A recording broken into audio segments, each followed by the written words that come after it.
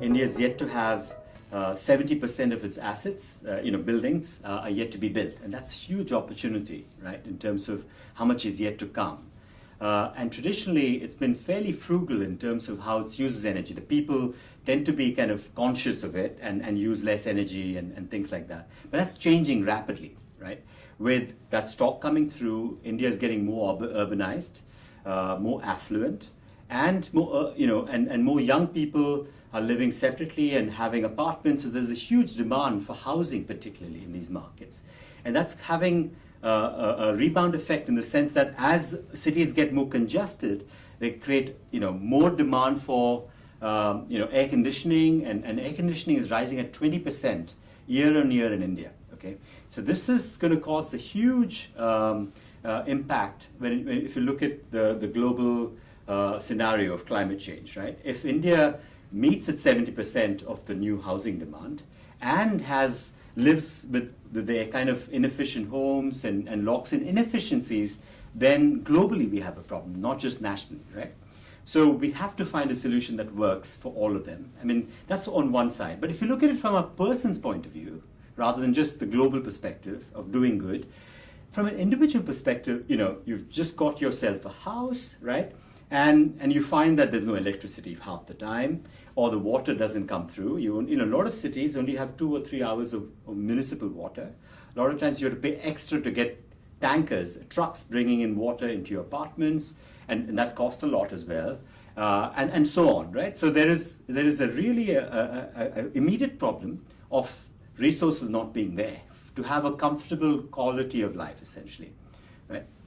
On top of it, if you take into account the data that 20% of expendable income, of the base of the pyramid is already going towards utility cost, that adds another dimension, right? There's a perspective where they're paying all these mortgages, but if they are paying a lot in terms of towards the bills, that's going to cause another dimension in terms of them having air conditioning and that sort of thing. So this is a perfect storm in a sense, right? You've got the climate crisis, you've got the kind of congestion because of urbanization, and not just in terms of buildings. The transport impact is legible and it's clear there, right?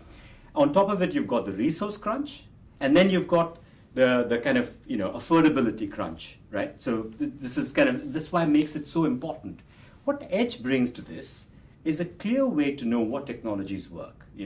How can you save money for a developer? How can the developer communicate a certain savings?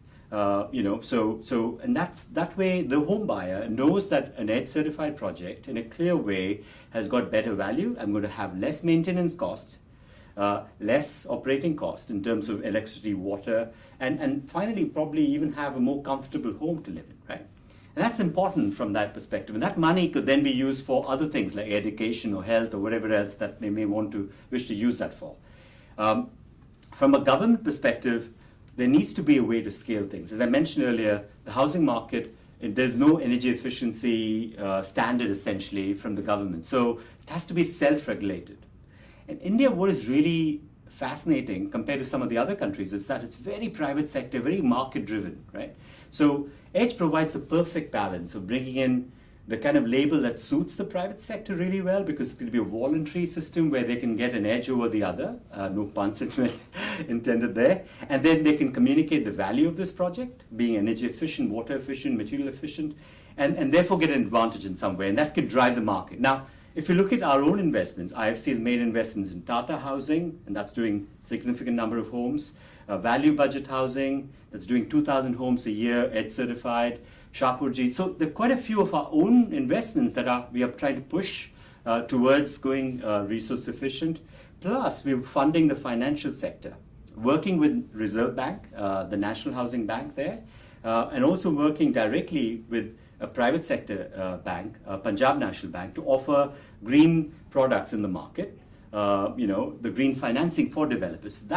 But for that, we need Edge to kind of really scale this up, right? So we need that chicken and egg. If you can do this together, that really starts to mobilize and make things happen. So I feel like India is perfectly placed, given some of those challenges it has. But if you look at the opportunity, imagine if we had a world where, you know, each of these houses have solar energy, where they don't have to depend on it. They recycle all the water, so you don't have to bring the tankers in. Imagine the convenience, right? And the security in terms of you know, as the climate changes and urbanizes, the climate change impact itself will be borne less by having a more comfortable building, essentially. So it's a perfect place, and it's really the place where we see it take off.